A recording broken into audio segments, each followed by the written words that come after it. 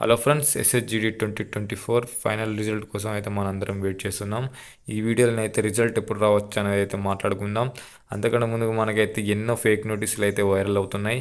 ఆ ఫేక్ నోటీసులలో మనకైతే రిజల్ట్ ఎప్పుడు వస్తారా అనేది అయితే మెన్షన్ చేసి వాళ్ళైతే రిజల్ట్ వైరల్ అయితే చేస్తున్నారు. ఆ నోటీసులు మన దాకా చేరుకొని మన నోటీసులలో ఉన్న డేట్ చూసి మన రిజల్ట్ వస్తుందా అనేసి అయితే ఒక టెన్షన్తోనైతే ఉన్నాం.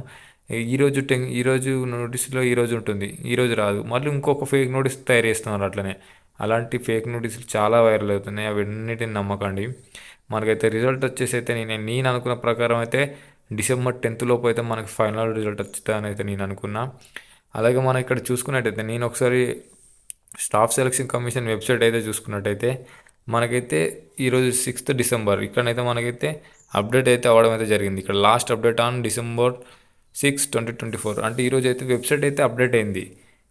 మనకైతే మన ఎస్ఎస్జిడి రిజల్ట్ ఇచ్చే అవకాశం అయితే ఉంది ఈరోజు అయితే అని నేను అనుకుంటాను. ఎందుకంటే ఎలాంటి సర్వర్ ఇష్యూ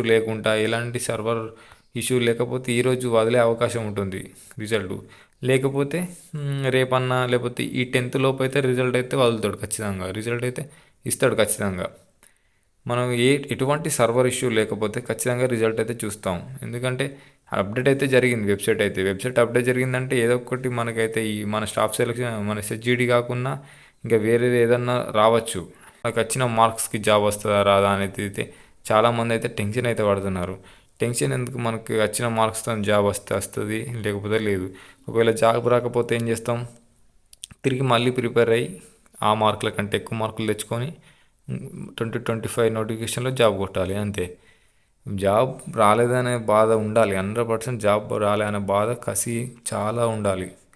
ఆ కసి ఆ బాధ ఉంటేనే నువ్వు ఇంకో నోటిఫికేషన్లో జాబ్ కొడతావు, లేకపోతే జాబ్ కొట్టలేవు. మనకు అక్కడనే ఉంటాం. ఏదైతే మనకి దెబ్బ తాకిందో దాన్ని తీసుకొని గట్టిగా గట్టిగా ప్రిపేర్ అయ్యి నెక్స్ట్ నోటిఫికేషన్కి అటెంప్ట్ చేద్దాం, దానిలో కొడదాం అంతే.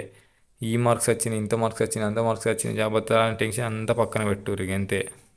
ఇప్పుడు వచ్చే నోటిఫికేషన్ ఉన్నది, దాని తర్వాత నోటిఫికేషన్ ఉన్నది, ఇప్పుడు ఈ ఫైనల్ మెరిట్ లిస్ట్ ఉన్నది. ఫైనల్ మెరిట్ లిస్ట్లో పేరు వస్తే వెళ్దాం, ఒకవేళ రాకపోతే మళ్ళీ రీస్టార్ట్.